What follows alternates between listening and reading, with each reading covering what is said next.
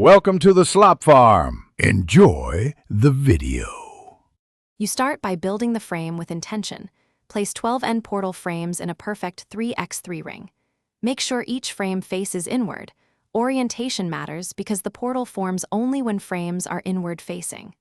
Once done, stand inside the ring or align your cursor so each frame registers correctly. If you place frames while outside, they may face the wrong way. Keep your eyes of Ender ready. Do not insert any until all frames are laid and oriented properly.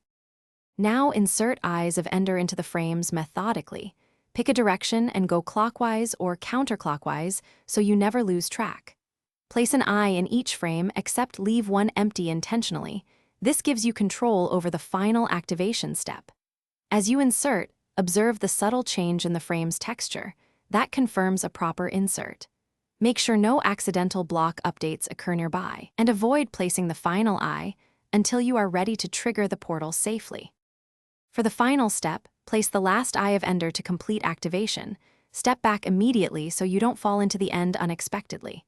If the portal does not form, don't panic. Check each frame's orientation first, then break and replace any frames that face outward. Also verify you use 12 frames and 12 eyes. Missing or corrupted blocks nearby can block formation.